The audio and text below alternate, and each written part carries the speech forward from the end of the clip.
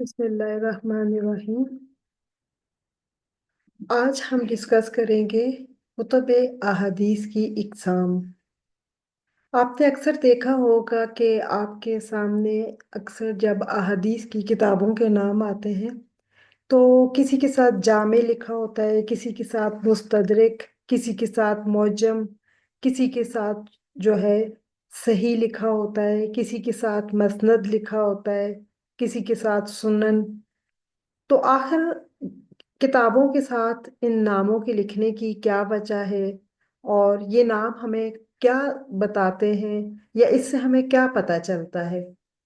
اصل میں جب بھی کسی بھی حدیث کی کتاب کے ساتھ یہ الفاظ آتے ہیں تو یہ ہمیں انڈیکیٹ کر رہے ہوتے ہیں کہ اس میں خاص طور پر کون سی ٹائپ کی احادیث ہوں گی۔ جیسے اب مستدرک لکھا ہوتا ہے، اکثر آپ نے اس کتاب کا نام سنا ہوگا، مستدرک حاکم۔ اب مستدرک وہ حدیث کی کتاب ہوتی ہے جس میں کسی دوسرے مصنف کی شرائط کے مطابق احادیث جمع کی جاتی ہیں، جو کہ اصل مصنف کی کتاب میں موجود نہیں ہوتی ہیں۔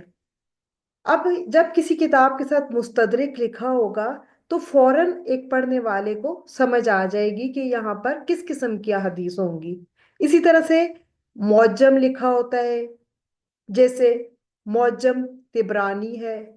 اب معجم حدیث کی وہ کتاب ہوتی ہے جس میں حروف تہجی کے اعتبار سے شیوخ یعنی استاذہ، بلدان یعنی شہروں، اور قبائل کے ناموں کے لحاظ سے احادیث درج کی جاتی ہیں۔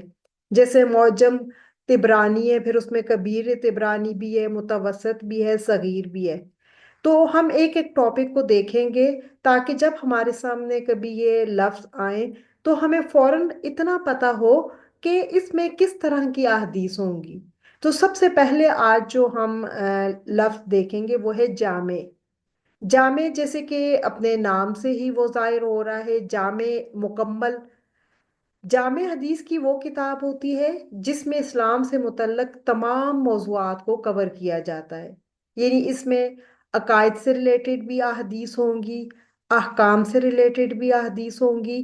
تفسیر سے مراد یہ ہے کہ قرآن پاک کی بعض آیات وہ بھی جو ہے حدیث کی صورت میں آپ کو ان کی پوری شان نزول یا سبب نزول جسے کہتے ہیں وہ مل جائے گا۔ جیسے سورہ جن ہے تو وہ ایک خاص واقع ہے جو اس کا ایک سبب نزول ہے کہ آپ صلی اللہ علیہ وسلم تشریف لے گئے تھے اور کیسے جنوں کی ایک جماعت وہاں سے گزر رہی تھی۔ تو یہ چیزیں آپ کو احادیث میں مل جائیں گی۔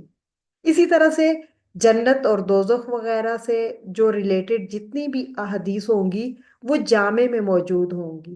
اس کے علاوہ بھی اور بھی بہت سے فقہی مسائل، ہر طرح سے آداب سے ریلیٹڈ، سونے جاگنے کے دعائیں، ہر طرح کی آپ کو احادیث جامع میں مل جائیں گی۔ اور جامع جیسے سب سے زیادہ مشہور جامع صحیح بخاری اور جامع ترمذی ہے۔